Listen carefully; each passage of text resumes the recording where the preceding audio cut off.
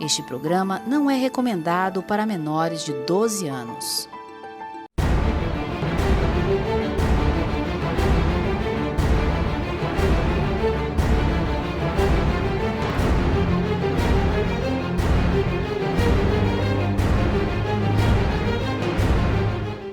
Boa noite a vocês aí de casa. Hoje o programa está inédito, não é isso, David? Isso. Hoje nós estamos aqui em visita à casa, para Carlos Marcieri, da maior personalidade do meio da comunicação do estado do Ceará e do Brasil. Esta é a minha opinião como jornalista. Nós estamos aqui hoje e nós fomos recebidos pelo Dr. Cid Saboia de Carvalho, nascido em 1935 em Fortaleza, formado em Direito pela Universidade Federal em 66, jornalista, professor universitário, filósofo, grande literário e exímio orador. Exímio não, é o máximo da oratória hoje no nosso país. E falo com propriedade. Membro da Academia Cearense de Letras e do Instituto do Ceará, histórico, geográfico e antropólogo.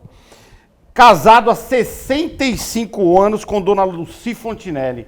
Então hoje eu tenho a honra e eu quero agradecer o Dr. Cid por nos receber aqui na sua casa, com esse carinho enorme, com essa simpatia, com essa humildade que é da sua pessoa, Dr. Cid. Boa noite. Boa noite.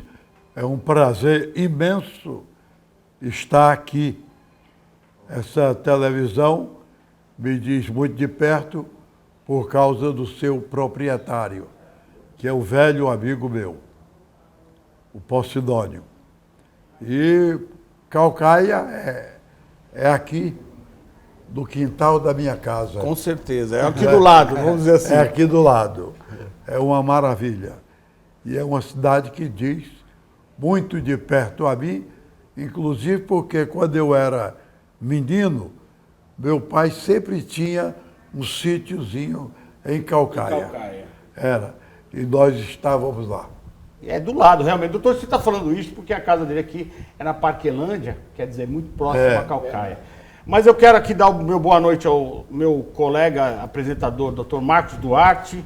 Doutor Marcos, boa noite ao nosso público. Boa noite, grande prazer, grande alegria. Marcieri me proporciona um dos momentos raros na minha trajetória profissional, porque além de advogado, sou jornalista também e tinha muita vontade de um dia entrevistar o Dr. Cid Carvalho, nunca tive essa oportunidade. Então hoje, para mim, é realmente um dia especial. Gostaria de agradecer muito à produção do Acerto de Contas e ao Dr. Cid Saboia de Carvalho por nos receber aqui em sua casa. Muito obrigado, Marcos.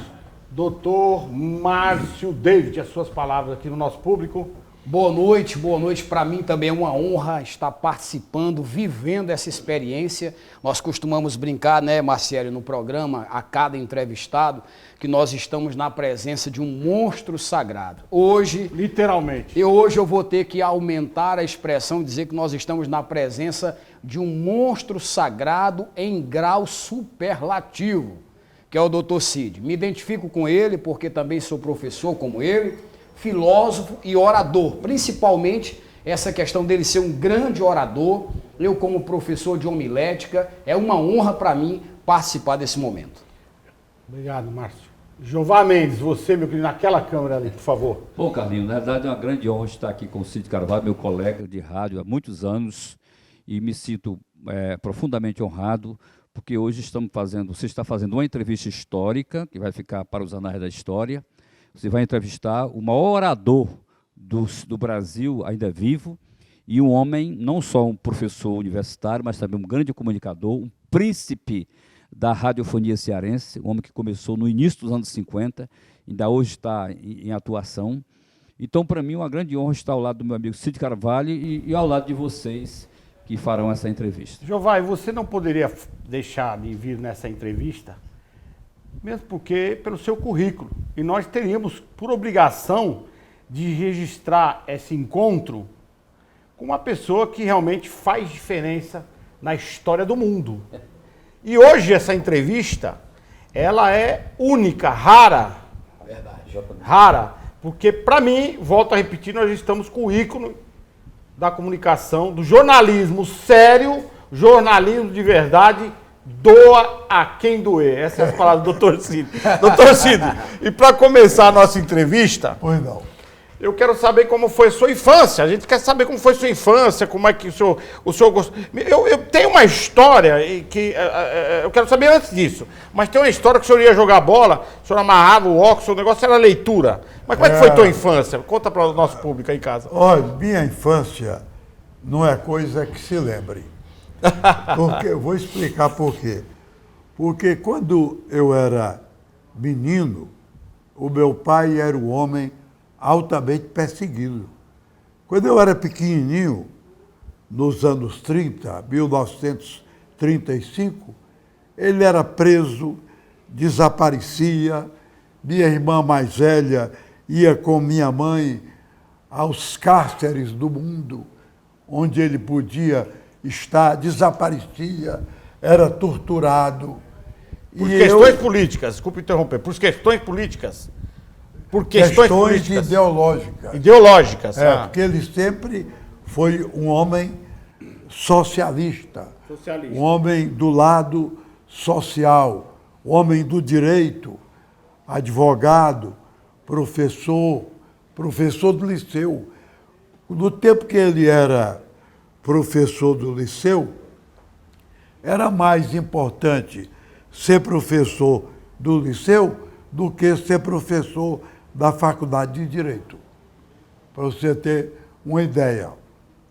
Então ele lecionou sociologia, como era sociologia, uma ciência com características sociais, acabaram o ensino da sociologia no Brasil. Ele passou para ensinar história. Por causa de suas posições políticas, ele perdeu a cátedra do liceu.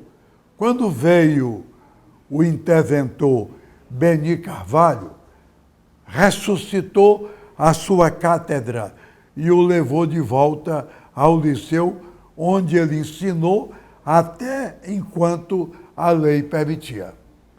Então foi um homem torturado, levou tiro na cabeça. Eu vi praticamente ele ser agredido na esquina da minha casa por bandidos do interior do estado.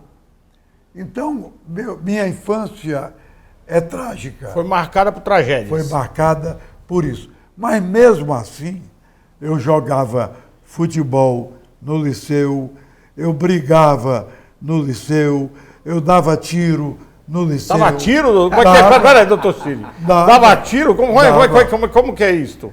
Porque tinha perseguição, porque eu era filho dele. E eu não aceitava. E qual a idade o senhor tinha? Na época do tiro, 14 anos. 14 anos? 14 anos. O senhor já não aceitava desaforo? Não. Aí dava o maior problema do mundo, né? Imagino. Então os professores do liceu, quase todos, eram inimigos dele. Então tinha perseguição. Eu tive que me afastar do liceu na segunda série ginasial, para voltar depois e completar meu curso. Mas por quê? Por causa de briga. Tinha um padre idiota que eu tive que dar as cacetadas dele. No padre? Você bateu no padre, doutor? Foi. O jeito.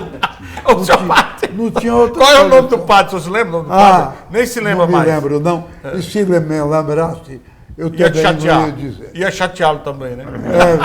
Foi Coisas muito- assim é melhor esquecer.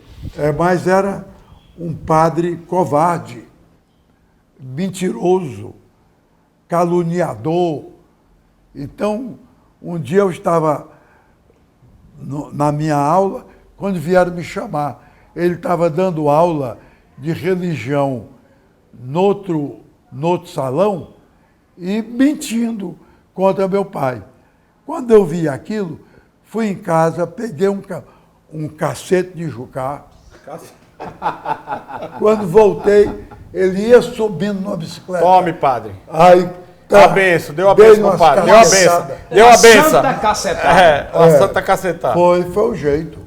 Mas vocês observem a personalidade como vem desde nova. É verdade. Por isso do refrão, doa a quem doer. Porque sempre andou com a verdade. Sempre defendeu, não é porque era o pai, sempre defendeu a verdade. Sempre lutou pela liberdade, pelos direitos Pelo que é correto. do povo, pelo que é correto. A sua vocação para a leitura, como é que veio? Como é que é? O senhor sempre gostou de ler? Como é que é? Sempre. Mas se eu queria falar alguma coisa antes, pode falar, fique à vontade. Agora eu me esqueci. Mas eu vou falar a leitura. Eu comecei a ler mais ou menos com 8 anos de idade. 8 anos. E nesse tempo, a alfabetização começava mais tarde. Não tinha essa história de criança de 2, 3 anos já numa escola, não. A gente ia para a escola quando já estava grandinho. Ia para a roça primeiro, não era assim? Ia primeiro para o curso primário, depois ginasial e tal. Para fazer o ginasial, era um verdadeiro vestibular que eu fiz no liceu. Mas acontece que nunca ninguém me ensinou a ler. Eu nasci sabendo ler. Como Olha é? Peraí, só. como é que é, doutor Cid? Nasci Tu pegou um sabendo ler. livro e aí, Olha só. curiosamente, Não sei como começou... era, não. Não. Eu sei que minha mãe, horrorizada, reuniu a família porque eu sabia ler e escrever antes de estudar. Com 8 Sem anos de ninguém idade. ter ensinado. Sem entrar na escola, sem frequentar uns colégios. Não tinha escola. Que coisa, gente. Você vê como é que Então são coisas... eu apareci lendo e escrevendo, segundo o depoimento da minha mãe, da minha tia Hortência e tal, sem ninguém entender. Então foi um... Não, e até hoje nós não conseguimos entender, né? Porque alguém saber ler sem ninguém ensinar é um pouco Pois é, difícil, né? É uma mas coisa meio porque minha inusitada, mãe- né, Jeová? Minha mãe era professora e dava aula. e o senhor prestava eu atenção? ficava debaixo da Ah, mesa prestando assistindo atenção. a aula. E depois eu apareci lendo e escrevendo. Que maravilha. É. Doutor Marcos, a sua pergunta para o doutor. Doutor Cid, essa trajetória de leitura, logicamente que marcou toda a sua trajetória e até hoje marca. Para o senhor, qual o grande nome da literatura cearense? Olha, eu vou ter que ser imodesto. Meu pai, Jada de Carvalho, como escritor, como poeta, é o máximo da literatura cearense. Mas não era só ele. Nós tínhamos o Filgueiras Lima, o Cruz Cílio, meu primo Moreira Campos. Moreira Campos. Então, Aloísio Medeiros, que era um grande poeta modernista. Há muita gente. Fran Martins, um mestre do direito e da ficção. Fran Martins, Fran ficção. Martins, irmão do Antônio Martins Filho, o Reitor. super reitor. Foi o reitor fundador da Universidade Federal do Ceará. Então, a nossa literatura é rica, muito rica, tem muita gente de valor, inclusive meu avô, Eduardo Saboia, que era da padaria espiritual, que era membro... Explica um pouquinho da padaria espiritual, o que significava para a época, para o nosso público em casa. Padaria espiritual eram jovens boêmios e intelectuais que se reuniram em 1892, 93 e fundaram a Padaria Espiritual. A Padaria Espiritual era cheia de regras. Por exemplo, fazer uma biblioteca de livros roubados. Era uma norma. Pera, como é que é? Os livros roubados da onde? Como é que me De explica? onde tivesse. Eles tinham que roubar livros. Não, roubado, não vamos dizer roubar, me emprestava e não devolvia, era Doutor isso? Cid, então aquele trecho que dizia, olha o padeiro entregando pão, de casa em casa entregando pão, era sobre os membros da padaria espiritual? Não. Não? Padaria espiritual era um órgão intelectual Sim. que repercutiu mais no mundo do que aqui. Repercutiu no mundo inteiro. Repercutiu no sul do país. Eram intelectuais como Antônio Salles, Rodolfo Teófilo, outro grande escritor cearense, Rodolfo Teófilo. Já era da padaria espiritual. Mas eles entregavam jornais e livros nas casas. E daí surgiu essa... Não eram eles, não. Não. É porque teve o Centro Literário, Iracema Literária, Sim. tudo isso ao lado de uma imprensa precoce. A nossa imprensa é do tempo do João VI, do João VI, quando esteve no Brasil. O Diário de Governo foi nosso primeiro jornal. E esse jornal já tinha integrantes como o Padre Mororó, que foi fuzilado no passeio público. Passeio público. Foi. A padaria espiritual é do final do século XIX. Quantos membros compunham a padaria? Quantos membros tinham? Olha, é difícil assim. Mais ou menos. Lá, né? devia ser uns 30. 30. É. Intelectos da época. Grandes Grandes nomes. Cada pensadores. qual mais intelectual do que o outro. Fantástico. Grandes poetas. Eles eram avançados no tempo. Por exemplo, eles na poesia, quase todos eram simbolistas, que era a última palavra em Portugal, no Brasil, na França. Aqui eles já eram poetas simbolistas. O grande Cruz e Souza era um representante do simbolismo no Brasil. Cruz e Souza. Cruz e Souza, sim. Márcio David. Mas era imperfeito. Márcio David. Sim. Não teve tanto realce. O Cruz e Souza é que teve um realce porque era negro e complexado. Ele tinha um complexo de si mesmo. Ele tinha um complexo porque se sentia De si próprio. perseguido. De si próprio. Não, ele tinha o complexo que todo negro no Brasil tinha, por causa da escravidão. Sim. Né? Ele é Realmente, daquele para tempo. a época, realmente era isso. Era. Negro era escravo. Então, um dos grandes poemas dele é sobre o ódio. Parece que ele estava antecedendo o Bolsonaro. O ódio. Mas nós vamos falar do Bolsonaro já, pera um pouquinho. Doutor Márcio David, seu questionamento, suas perguntas aqui para o Doutor Cid. o nosso mestre. Doutor Cid, o Marcieri, na abertura do programa, falou sobre tantas áreas que o senhor tem atuado nessas muitas décadas, né? Político, escritor, professor, radialista, orador, né? E eu tenho certeza que dentre tantas atuações, tem aquela que o senhor diz é a minha verdadeira paixão, né? Eu, por exemplo, eu costumo falar para todos os meus alunos que a minha paixão é sala de aula. Eu me sinto em casa numa sala de aula. Qual seria de tantas ocupações e atuações a grande paixão do Dr. Cid? Depois da Dona Lúcia, né? Claro. Depois da Dona Lúcia. Olha, eu vivo de paixões. Inclusive, eu não, por exemplo, sala de aula, como você. Eu era tarado em dar aula. Dava tanta aula na universidade, porque eu tinha 2 cadeiras. Uma na faculdade de Direito, outra no curso de Comunicação, e ainda dava aula em Biblioteconomia e no curso de Publicidade. E ainda fazia conferência nas outras faculdades, como farmácia, odontologia. Muitas vezes eu fui para as mais diversas faculdades.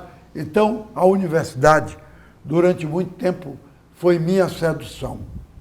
Mas o livro chegou à minha vida muito cedo. Então, eu tenho uma paixão por livro. É uma coisa incrível.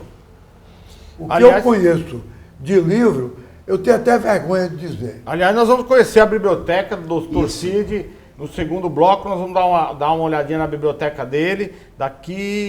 No segundo bloco, vamos deixar para o segundo bloco. Está muito desorganizado. Não, mas desorganizado é sinal que o senhor faz a leitura. Porque verdade, aquela biblioteca arrumadinha, aquilo é decoração. Biblioteca arrumada bom é decoração. sinal, é bom sinal. Ela é muito desorganizada por causa do Senado Federal. Porque quando eu fui para Brasília ser senador, eu comprava muito livro, porque eu tinha que viajar, não é? França, Alemanha, Argentina, Uruguai, África do Sul. Rússia. Então, quando eu estive na França, eu comprei preciosidades da língua portuguesa, na França. Então, de repente, meu apartamento estava cheio de livro. Então, para eu conciliar, não ter me reelegido para o Senado, eu tive que trazer meus livros de lá para cá.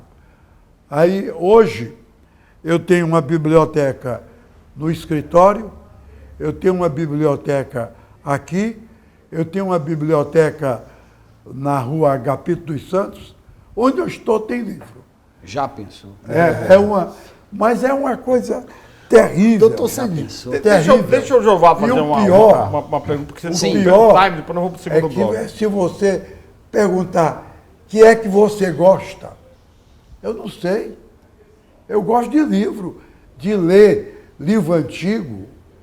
Eu com um livro de 1.400, 1.500, aí eu fico doido. É uma loucura. Jová, Que maravilhoso.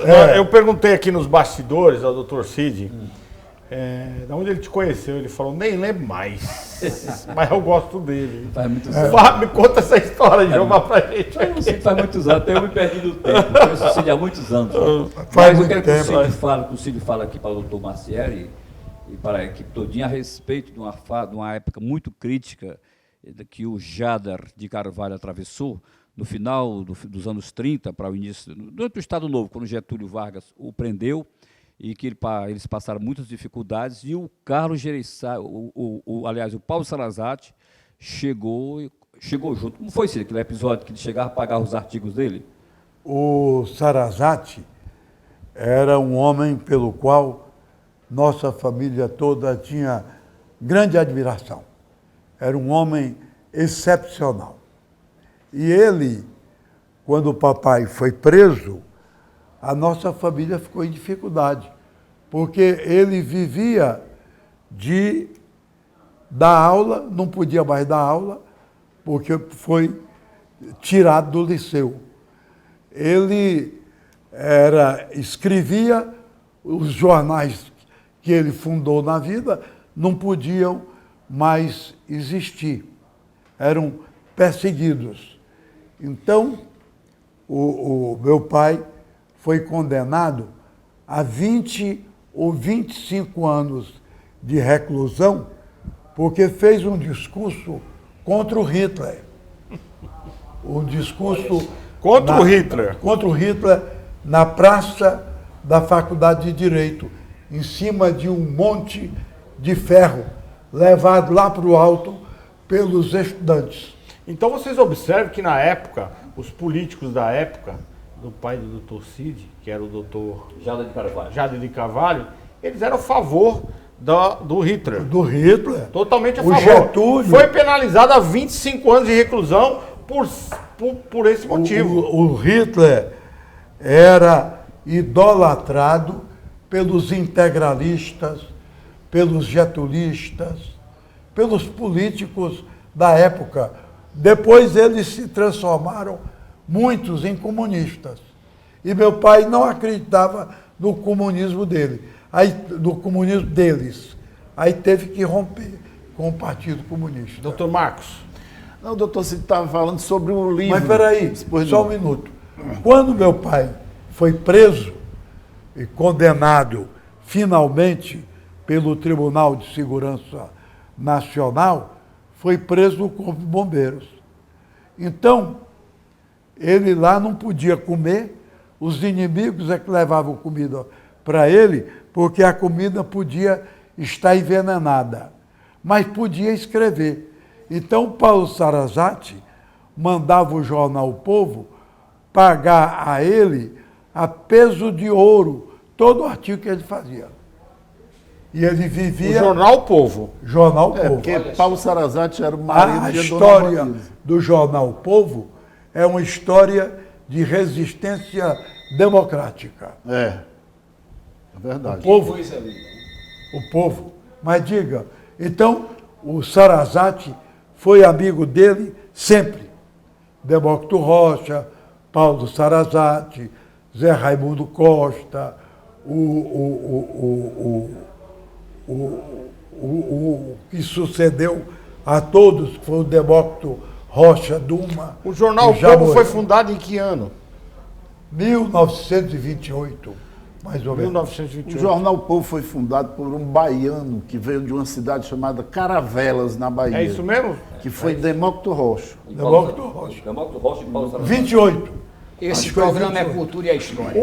Ou seja, o jornal já reconhecia, além de reconhecer o talento Isso. do pai do Dr. Cid, já entendia que a posição dele política para a época, o idealismo dele era o correto e não era o Hitler. Aí o- Mas os artigos dele eram peças sociológicas primorosas. E ele pagava aquilo a peso de que não existia no Brasil quem ganhasse mais por um artigo do que meu pai. E assim nós suplantamos a fase trágica, cumpriu 1 ano de cadeia. Ele cumpriu, chegou a cumprir, em regime Cumpriu. fechado. Hein? Em regime fechado, No Corpo de Bombeiros. no Corpo de Bombeiros. Era. Ah. Não, era uma sala que ele ficava lá e eu ia para lá. Como eu não Qual é a sua tinha- idade na época? Como eu devia ter 10 anos. 10 anos. Aí eu subia na caixa d'água dos bombeiros, que é uma altura imensa, quando afeta o corpo do bombeiro, todinho para eu descer. Porque o senhor ia nadar na caixa d'água? Hein? O senhor ia nadar na caixa d'água? Ia não, Ia era fazer só- o quê lá? Era só protesto. Então, com 10 anos já era danado, né? Já era tinha... um protesto que eu fazia. Já tinha Subi posição, né? na Vamos caixa dar uma d'água. olhada agora na Subi biblioteca. na caixa d'água do Corpo de Bombeiros. Vamos dar uma olhada agora deixa eu correr. Vamos dar uma olhada agora na biblioteca do Dr. Cid e nós vamos para o segundo bloco já e nós vamos falar dos nossos colaboradores, Manteiga Trainá, e vamos falar também da Mansão Marcieri. Então fique ligado aí que já nós voltamos. Deixa eu mandar uma pessoa. E eu quero saber como foi a trajetória do Dr. Cid no Senado brasileiro, que deve ter sido muito interessante. Para quem aos 14 anos já tirava gente, subia na caixa d'água aos 10 Pra protestar. imagine no Senado brasileiro. Aguardem, fiquem ligados aí. Voltamos já.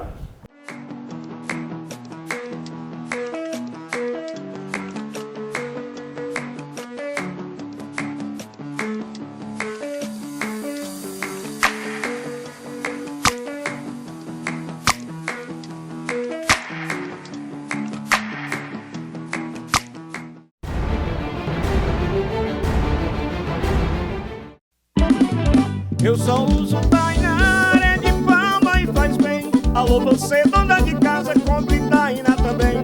Se as outras são nota 10, Tainá é nota 100. Tainá, sabor manteiga, melhor que o Brasil tem.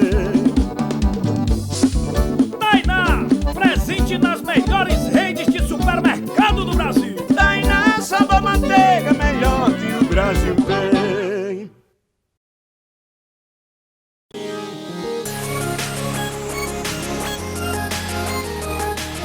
Quer passar um final de semana incrível, luxuoso e praticamente exclusivo aqui no Porto das Dunas? Então você precisa conhecer a Mansão Marcieri. Gente, além de ser praticamente em frente ao Beach Park, você vai ter uma comodidade diferenciada. Porque aqui nessa linda e grande mansão são apenas 6 suítes. Gostou da Mansão Marcieri? Eu adoro, eu vivo por aqui.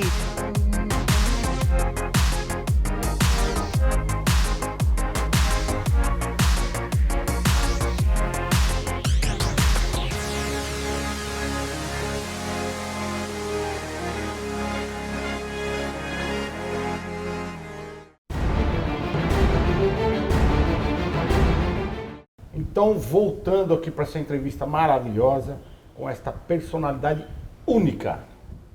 Única. Não é isso, Giovanni? Exatamente.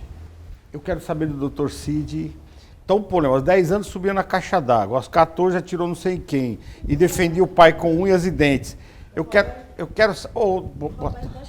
Tá chegando? Ó, mas já a senhora vem aqui, viu? Que a gente vai querer que a senhora fale alguma coisa. Eu quero saber como é que foi e que ano que o senhor entrou no Senado brasileiro. A convite de quem? Como é que foi o partido? Qual foi a ideia? Conta tudo pra gente aqui. Eu era candidato a deputado estadual. Qual partido? Era pela Arena. Pela Arena, era Arena e MDB, né? Não, porque o voto era vinculado. E eu me candidatei a pedido do diretor da minha rádio, Zé Pessoa de Araújo, que queria ser deputado federal. E ele achava que pela audiência que eu tinha no rádio, eu estouraria em votos, como na verdade... Que até hoje, né? Hein? Que até hoje essa audiência. É. Então, eu me candidatei pela Arena porque o voto era vinculado. Mas minha alma era de MDB. Ah, a alma era de MDB. Mas, para atendê-lo, eu tive que me filiar com urgência à Arena e me candidatar a deputado estadual pela Arena. Então, que ano foi isso? 1978. 1978. 1978. Quando eu fui votado, na capital, onde eu teria meu colégio, todo mundo só queria votar MDB e não na Arena. Então eu só tive 11.500 votos aqui na capital, quando se esperava que eu tivesse uns 40 mil, pela audiência que eu tinha no rádio. Então, eu era candidato a deputado estadual em 78, 82, eu não me elegi em 78, me candidatei novamente, fui muito bem votado, cerca de 16 mil votos. Pela Arena. Quando o pessoal do MDB era eleito, era com 3 mil votos. Eu, com 16 mil votos na Arena, não peguei nenhuma suplência boa, né? Então, eu fiquei candidato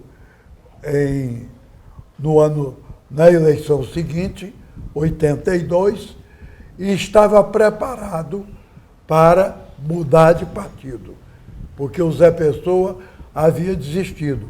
Então, eu ia para o MDB como fui, que era o natural. Isso em da minha vida. 1982. 82. E o seu idealismo já era o MDB? Hein?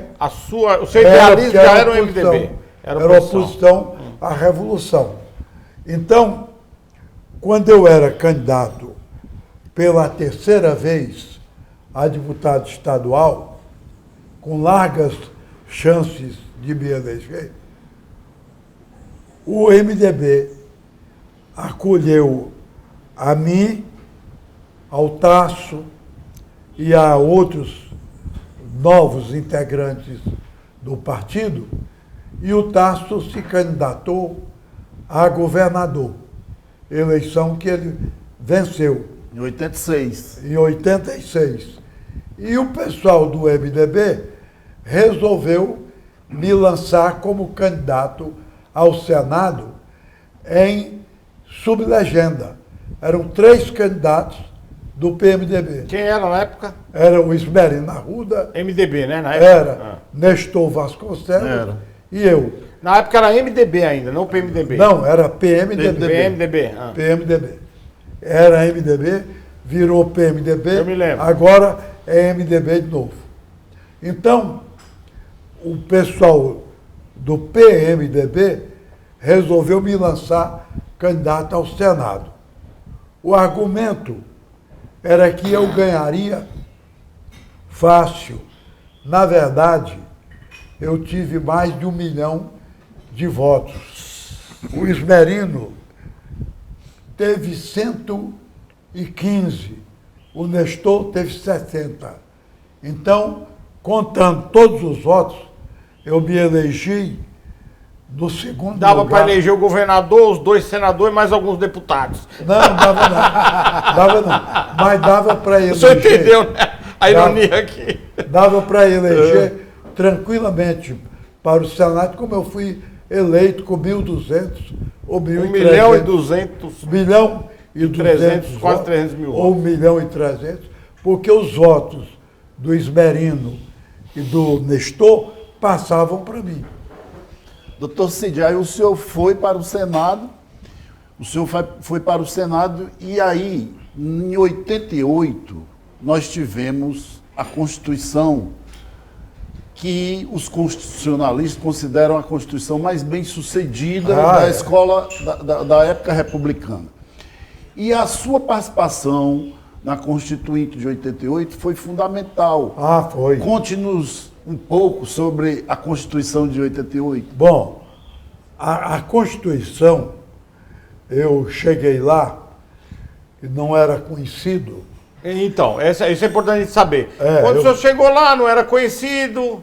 Mas, de repente, Mário Covas, Fernando Henrique, Zé Serra, Humberto Lucena, Ulisses Guimarães. Ulisses, notadamente, se acercaram de mim e me entregaram a comissão mais complicada da Constituinte, que era para elaborar o sistema financeiro nacional. Aí eu argumentei, eu sou jurista, eu não sou economista, mas o Ulisses disse, você não é apenas jurista, você é a cultura, você é conhecimento. O Mário Covas me ligou e pediu, pelo amor de Deus, eu não dissesse não, que aquela comissão só podia ser presidida por mim, porque, inclusive, ia haver muita confusão. Porque o tema, Sistema Financeiro Nacional, Banco, o Tesouro Nacional, Banco Central, então tudo ia passar por essa comissão. E observe a visão do doutor Ulisses, eu estou aqui captando as suas palavras, na visão dele, um bom financeiro para o sistema financeiro do nosso país também dependeria das questões regionais e que entendesse da cultura do nosso país, não é isso? Aí eu fui. Doutor Ulisses era uma sumidade, né? E foi uma comissão que tinham certos depoentes que o pessoal do PT queria surrar na hora do debate. Aí eu não deixava, era um problema muito sério, aí fiquei notável na comissão, porque chegou a bom termo, com uma proposta que hoje é o que está na Constituição. Tinha até o controle de juros. O capítulo que nós elaboramos tinha o controle de juros. De 12% ao ano. Hein? De 12% ao ano. 12%. 12 não, era 12. 12% ao ano. Pois bem, então a comissão foi um sucesso. Quando foi o último dia, aquele pessoal que fazia confusão, Lula, Zé Genuíno, e a turma do Luiz Gusquim e tal. Esses caras sempre foram um problema para o nosso país, né? Aí, quando foi o final, foi uma consagração de todos os integrantes da comissão ao meu trabalho e à minha autoridade. Aí eu fiquei famoso. Que honra, né? Fiquei famoso. Não, você já era famoso. Mas não Pelo era menos lá, aqui no não era. Ceará, né? Mas lá eu Já era, fiquei com muito certeza. destacado. No cenário nacional, o senhor está dizendo, No né? cenário nacional. Doutor Cid, na sua ótica, qual é a maior conquista da Constituição de 88? É tudo. É tudo. É a mulher. Eu lutei muito pelos direitos da mulher. A mulher saiu altamente vitoriosa, de modo discreto, sem exagero, na Constituição. o direito financeiro, não é? Toda a estrutura do direito financeiro que foi proposta minha individualmente, minha. Uma comitiva cearense foi lá com essas ideias, eu coordenei e apresentei essas ideias, como apresentei todo o sistema tributário, graças a um trabalho feito por mim e pelo Hugo de Brito Machado. Hugo de Brito. Foi. Então, a Constituinte, ela prevaleceu notadamente, preste bem atenção, o artigo 5º. O artigo 5º é o maior capítulo de qualquer Constituição do mundo. As garantias individuais. As garantias individuais. Como também eu tive uma participação decisiva no artigo 8º. O artigo 8º foi a transposição das garantias trabalhistas para o direito constitucional. Aí foi uma luta muito grande. Dobrar Delfim Neto, dobrar Roberto Campos, Jarbas Passarinho, fazê-los entender que aquilo era básico para a democracia, foi muito difícil. Então, meu trabalho, além de ser na tribuna, falando nas comissões, dialogando com os colegas, era escrevendo, defendendo e tal. Então, esse artigo é notável na Constituição, mas já desfigurado.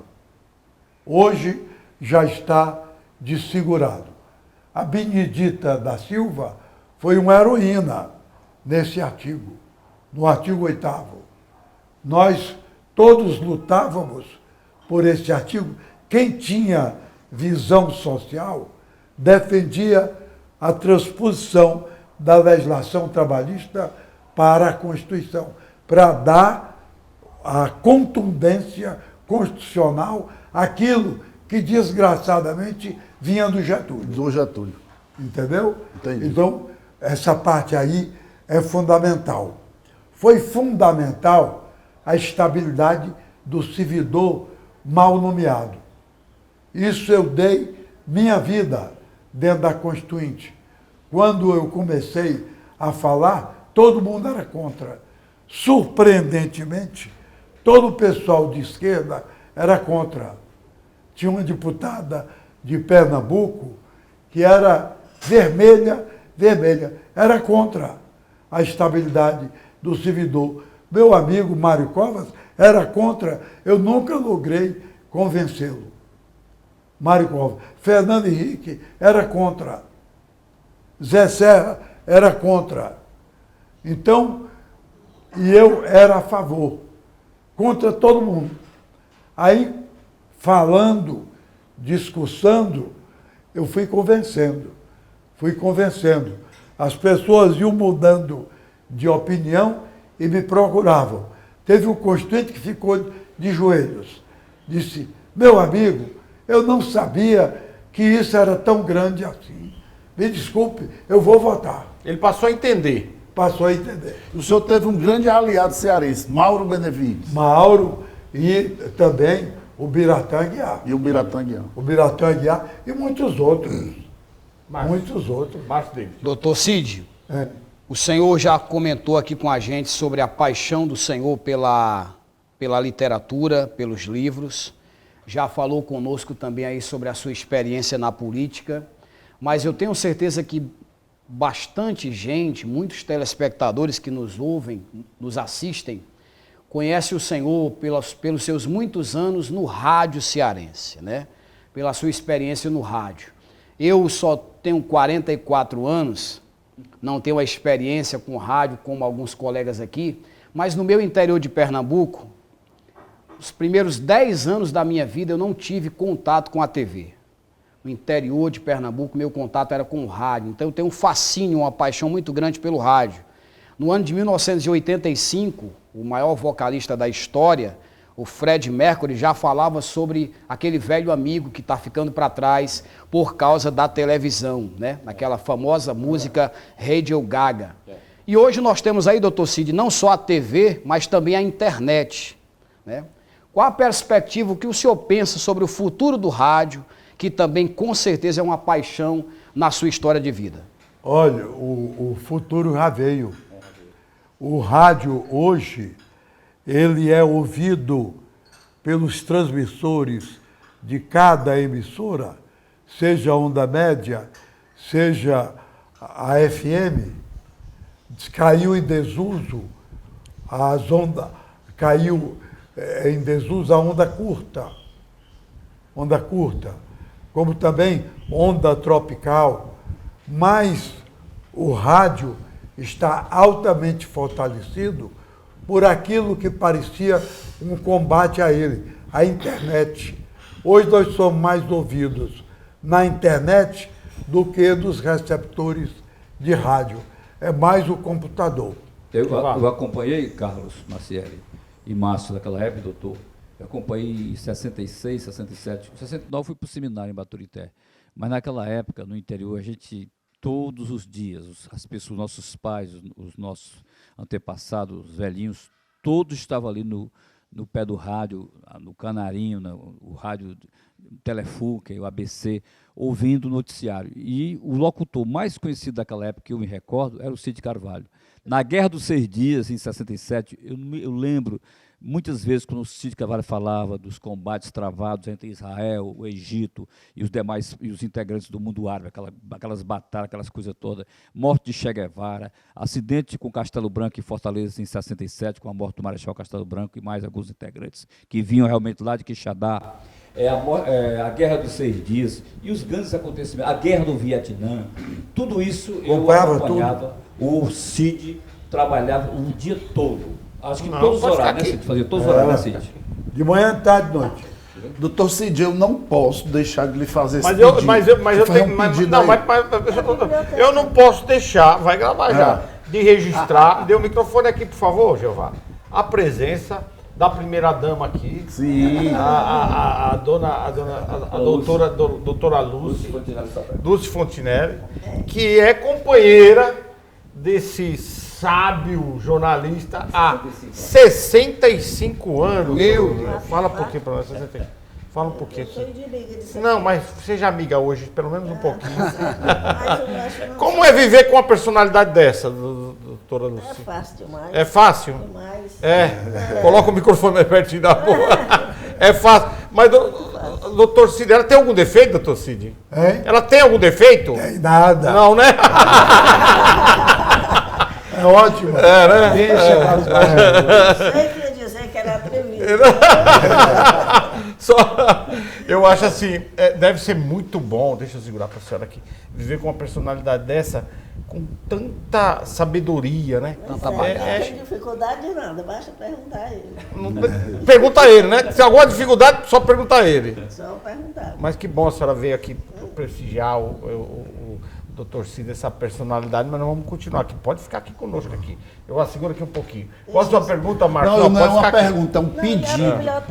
Não, vai filmar já. Olha, eu tenho um pedido, doutor Cid. Se ele puder me atender, eu vou ficar muito feliz. Só não vai pedir dinheiro, né, doutor Cid? Por favor, né?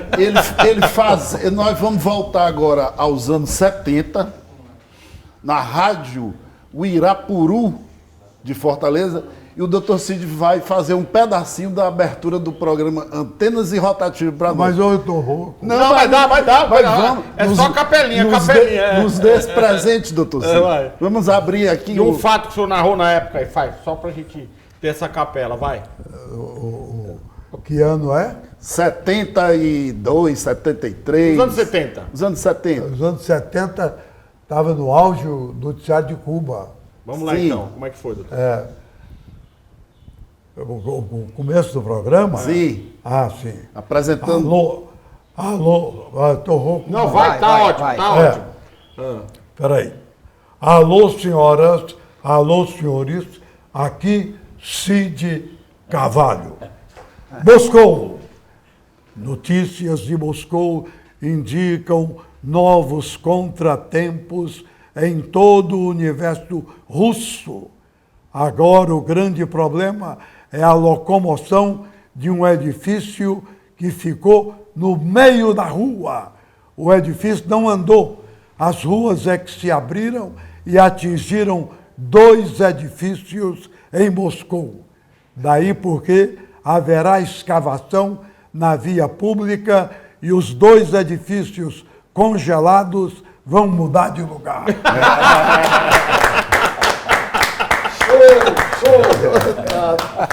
E, doutor Cid, da onde veio esse refrão? Doa a quem doer. Como é que é essa história?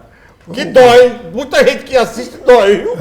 O Doa a Quem Doer é um problema, é um programa, uma crônica clássica no rádio cearense.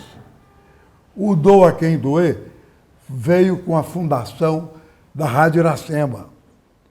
Eu penso que quem primeiro atuou no Doa a Quem Doer foi o falecido Blanchard Girão, com algum locutor daquela época que trabalhava na Rádio Iracema. Aí depois apareceu o Armando Vasconcelos, um grande cidadão chamado Armando Vasconcelos, um dos grandes amigos que eu tive no rádio.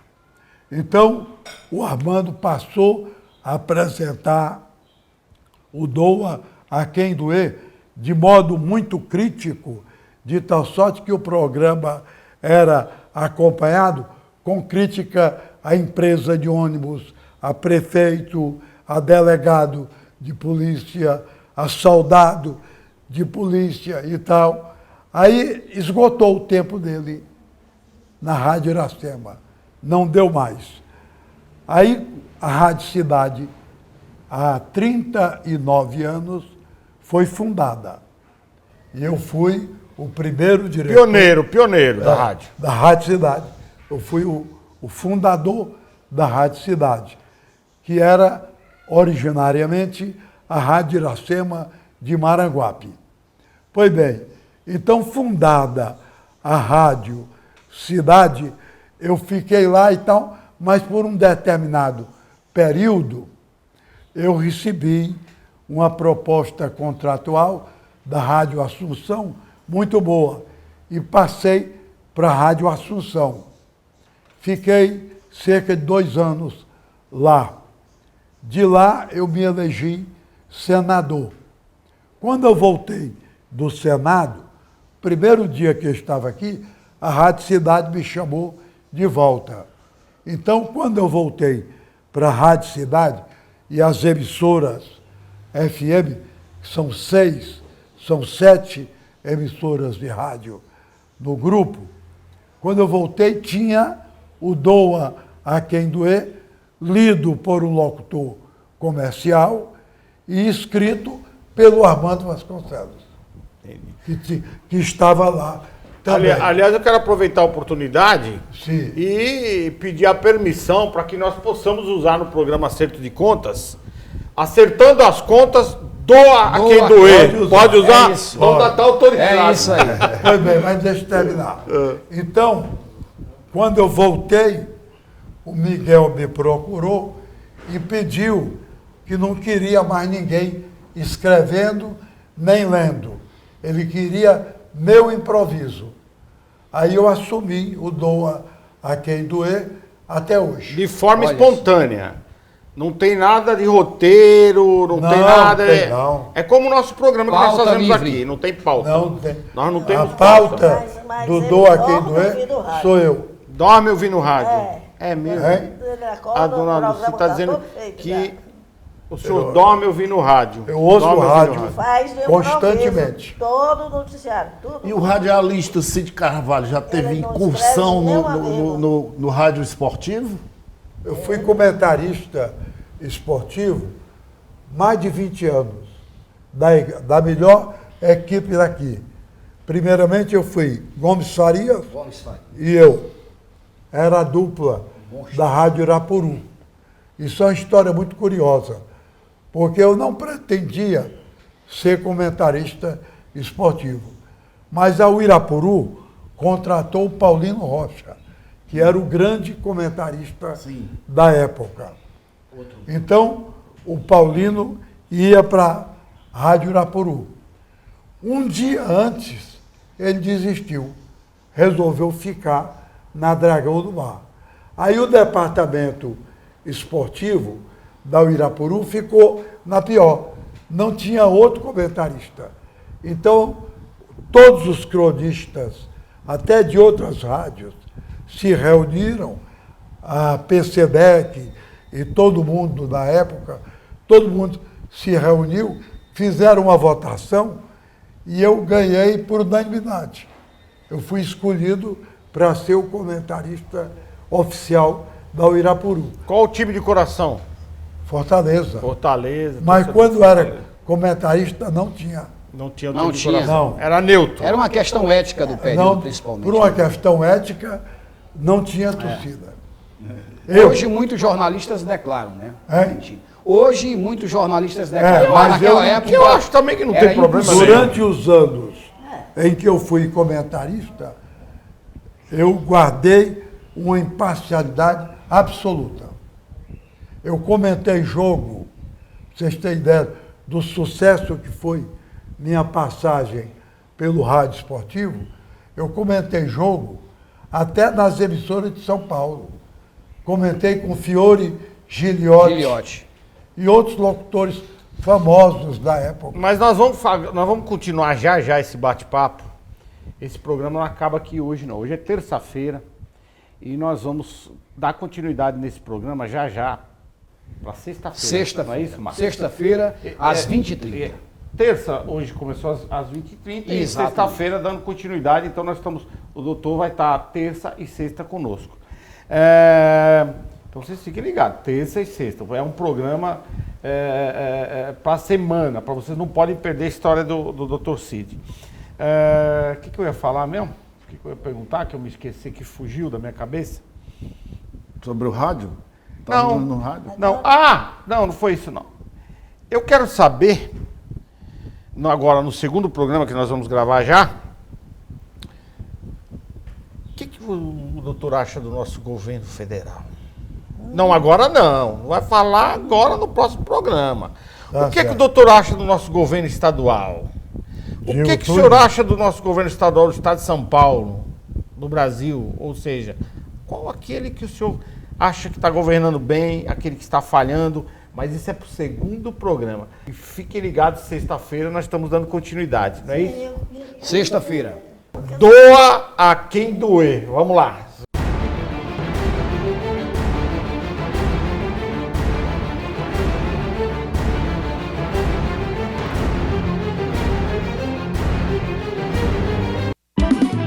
Eu só uso Tainara de palma e faz bem. Alô, você dona de casa, compre Tainá também. Se as outras são nota 10, Tainara é nota 100. Tainá, sabor manteiga, melhor que o Brasil tem. Tainá, presente nas melhores redes de supermercado do Brasil. Tainá, sabor manteiga, melhor que o Brasil tem.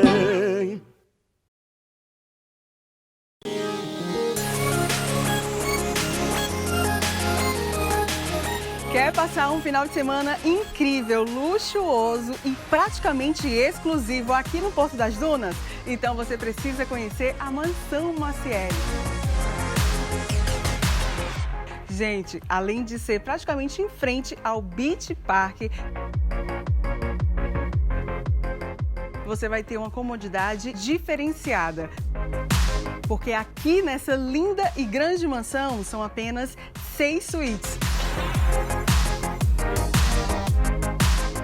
Gostou da Mansão Maciel? Eu adoro, eu vivo por aqui.